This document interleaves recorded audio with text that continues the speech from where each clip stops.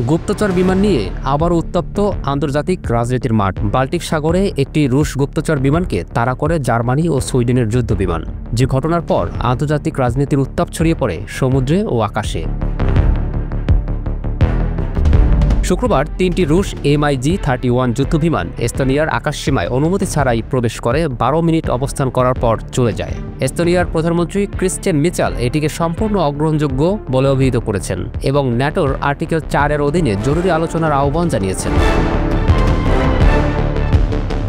ন্যাটোর পূর্ব সীমান্তে বাল্টিক সাগরের ওপর দিয়ে রুশ গুপ্তচর বিমান উড়ে যাওয়ার পর জার্মানি ও সুইডেন যৌথভাবে যুদ্ধবিমান মোতায়েন করতে বাধ্য হয়েছে। রবিবার সকালে জার্মান বিমান বাহিনী ২টি ইউরোফাইটার যুদ্ধবিমান মোতায়েন করে একটি রুশ IL-20M গুপ্তচর বিমানকে শনাক্ত ও পর্যবেক্ষণ করার জন্য, যেটি বাল্টিক সাগরের আন্তর্জাতিক আকাশসীমায় কোনো ফ্লাইট প্ল্যান বা রেডিও যোগাযোগ ছাড়াই উড়ছিল।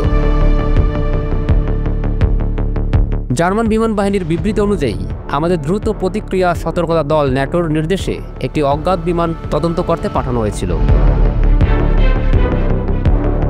দৃশ্যমান শনাক্তকরণের পর জার্মান যুদ্ধবিমান রুশ গুপ্তচর বিমানটিকে এসকর্ট করে এবং পরবর্তীতে সুইডিশ ন্যাটো অংশীদারীদের কাছে এসকর্ট দায়িত্ব হস্তান্তর করে। সুইডিশ বিমান বাহিনী জানিয়েছে যে তাদের দুটি JAS-39 গ্রিপের যুদ্ধবিমান জার্মান ইউরোফাইটারের সাথে যৌথভাবে রুশ IL-20 গুপ্তচর বিমানটি পর্যবেক্ষণ করেছে। IL-20M একটি সোভিয়েত আমলের পুরনো বিমান, যা II-18 যাত্রীবাহী বিমানের ভিত্তিতে তৈরি এবং রাডার, সিগন্যাল ইন্টেলিজেন্স ও ইলেকট্রনিক এয়ারফেয়ার সিস্টেম দিয়ে সজ্জিত। এই বিমানটি যোগাযোগ ও বিমান প্রতিরক্ষা ব্যবস্থা ট্র্যাক করার জন্য ডিজাইন করা হয়েছে এবং রুশ অপারেশনের জন্য গোয়েন্দা তথ্য সংগ্রহ করে। এই ঘটনা এমন সময় সংঘটিত হয়েছে যখন ন্যাটো নর্থ আটলান্টিক কাউন্সিল বৈঠক করবে এস্তোনিয়ার আকাশসীমা লঙ্ঘনের একটি পৃথক ঘটনা পর্যালোচনায়।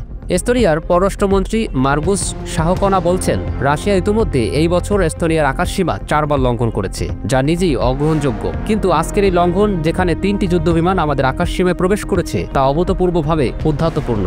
সেপ্টেম্বরের শুরুতে ন্যাটো সদস্য দেশগুলোর আকাশসীমা লঙ্ঘনের ধারাবাহিকতায় এই ঘটনাগুলো ঘটেছে। ৯ সেপ্টেম্বর রাতে ১৯ থেকে ২৩টি রুশ ড্রোন পোল্যান্ডের আকাশসীমায় প্রবেশ করে। পোল্যান্ড ও অন্যান্য ন্যাটো সদস্যদের যুদ্ধবিমান অন্তত ৩টি রুশ ড্রোন গুলি করে ভূপাতিত করে। এসব ঘটনার প্রেক্ষিতে ন্যাটো ইস্টার্ন সেন্ট্রি নামে একটি বিশেষ মিশন চালু করেছে ন্যাটোর পূর্ব সীমান্তে প্রতিরক্ষা জোরদার করতে। যুক্তরাজ্যের র্যাপ টাইফুন যুদ্ধবিমান শুক্রবার রাতে পোল্যান্ডের আকাশসীমায় প্রথম টহল মিশন পরিচালনা করেছে। সামরিক বিশ্লেষকরা মনে করছেন যে এই আকাশসীমা লঙ্ঘনগুলো রাশিয়ার একটি সুচিন্তিত কৌশলের অংশ। ইউক্রেন জানিয়েছে, এসব ঘটনা দেখায় যে মস্কো পশ্চিমাদের সংকল্প পরীক্ষা করছে যখন যুদ্ধ তার ৪র্থ বছরে প্রবেশ করেছে। রাশিয়ার প্রতিরক্ষা মন্ত্রণালয় এস্তোনিয়ার আকাশসীমা লঙ্ঘনের অভিযোগ অস্বীকার করেছে এবং দাবি করেছে যে তাদের বিমানগুলো কঠোরভাবে আন্তর্জাতিক নিয়ম অনুসরণ করে উঠছে। রাশিয়ার পররাষ্ট্র মন্ত্রণালয় বলেছে, তাদের যুদ্ধবিমানগুলো কারেলিয়া অঞ্চল থেকে কালিনিনগ্রাদের একটি বিমান ঘাঁটিতে পরিকল্পিত রুটে উঠছিল।